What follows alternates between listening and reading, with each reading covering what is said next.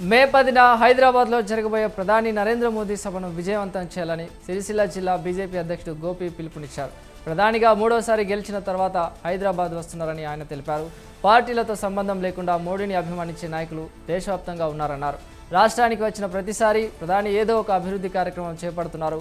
ఈసారి కూడా 7,823 కోట్ల రూపాయలతో అభివృద్ధి పనులకు శంకుస్థాపన చేయనున్నారని తెలిపారు. రాష్ట్రంలో రైల్వే రంగంలో 85,000 కోట్ల రూపాయలతో అభివృద్ధి పనులు సాగుతున్నాయని పేర్కొన్నారు. అవి ఇప్పటికే 70 నుంచి 80% వరకు పూర్తి అయ్యాయని వివరించారు. గిరిజన యూనివర్సిటీతో పాటు సమ్మక్క సారక్క యూనివర్సిటీకి కేంద్రం 1000 కోట్ల రూపాయలను కేటాయించిందని తెలిపారు.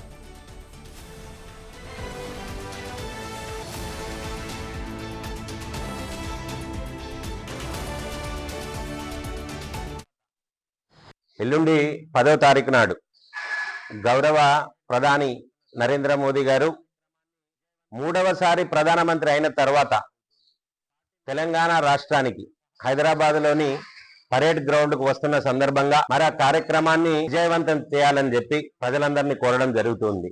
పార్టీ నాయకులు కార్యకర్తలతో సహా ఎవరైతే గౌరవ ప్రధానమంత్రి నరేంద్ర మోదీ గారిని అభిమానించే నాయకులున్నారో, అభిమానించే ప్రజలున్నారో, వివిధ రంగాలకెళ్ళి డాక్టర్లు గాని, అడ్వకేట్లు గాని, అదే రకంగా ఇంటెలెక్చువల్స్ గాని, వివిధ సంఘాల నాయకులు గాని, ప్రజలందరూ పార్టీతో సంబంధం లేకుండా వారంటే ఒక అభిమానంగా ఉన్నారు కనుక వారి యొక్క బహిరంగ సభ కార్యక్రమాన్ని మనం అందరం కలిసి విజయవంతం చేయాల్సిన అవసరం ఉన్నది.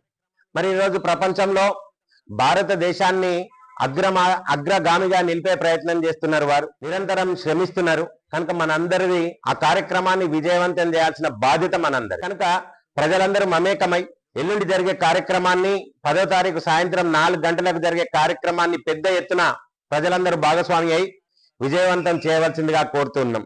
ఎల్లుండి